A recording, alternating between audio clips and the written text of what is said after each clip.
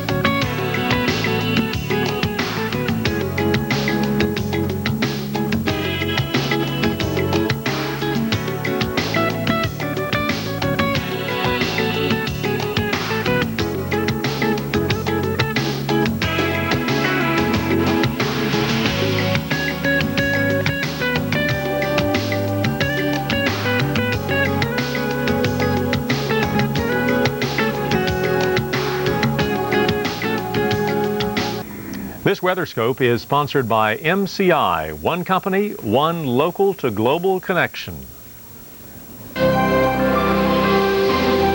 This is WeatherScope.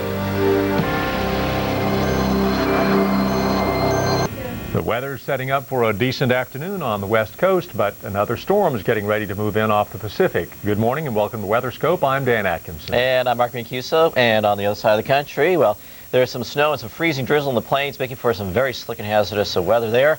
And that snow will be moving towards Chicagoland, but on the east coast, we're taking a look at an impressive storm offshore. Let's show it to you. And it's bombs away now off the east coast of the U.S. Take a look at that. It's pretty easy to see what that storm is churning its way out over the North Atlantic. It's right here. This is it. Look at that. That is a monster. And this continues to pull its way out to sea. But there's a trough extending up to the northwest from this, and the moisture just feeding up along the trough. And guess where it's coming? Right on up here into Maine. So this is where we have the problems with the snows. And from the Maine Turnpike east, you are looking at snows this morning. Here you can see it showing up quite nicely on the radars here. Most significant snows are showing up from just outside the outlets in Kittery, and then right on up into the mountains here, just off to the east of Sebago Lake. So as you continue down east, this is where it's really snowing around Eastport, Calais. It's coming down. Lighter snow showers are coming down through the Boston metropolitan area. Just talked to my weather watchers. They said it's no big deal, just a little wet on the roads. To the west, though, there is some lake effect snow to be had, and we've seen several inches accumulate. One area where the snow's been piling up has been around Cleveland. It's been about 4 to 8 inches of snow that's accumulated in through here. Around Ashtabula, 7 inches of snow has accumulated since this lake effect started. And in Madison, 8 inches of snow. So there's a winter weather advisory for that snow. And there you can see the bands of the old lake effect snow coming in, coming off of Lake Ontario, coming off of Erie, and another one off of Erie too. And here is that moisture kind of feeding its way up into down east Maine. Surface map really doesn't look too exciting, but there you can see the trough. See the bulge in the isobars to the northwest? So that is our trough, and the moisture is just kind of riding right up along said trough. Okay, what's it look like temperature-wise? It's really not bad.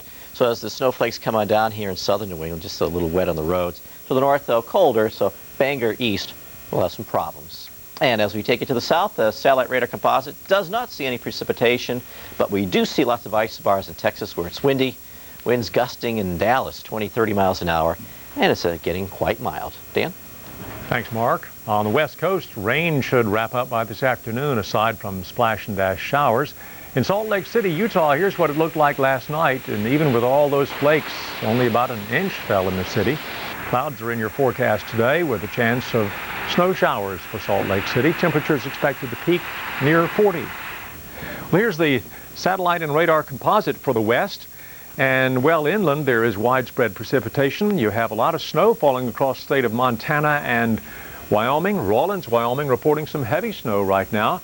Most of what you see across Montana is light snow, but there is some light rain falling at Kalispell, some freezing rain at Havre, Montana. And the precipitation is a result of a frontal system stretching right along the eastern slopes of the Rockies. That's the leading edge. Well, it's not leading anywhere. It's the stationary front, but this is to the north and east of this frontal zone is polar air. And in that cold air, a lot of snow falling and in some cases some freezing drizzle, as we're indicating here through parts of Nebraska and Kansas. We'll take a closer look in just a moment. First off, radar stop shows us Montana and Miles City, Billings, Bozeman. You've had, along with Glasgow, a good deal of light snow this morning. Again, some freezing rain falling for you now in the Havre area. Get on down into Wyoming and Sheridan, Casper, Lander. You're having some light snow, but some heavy snow falling at Rawlins right now.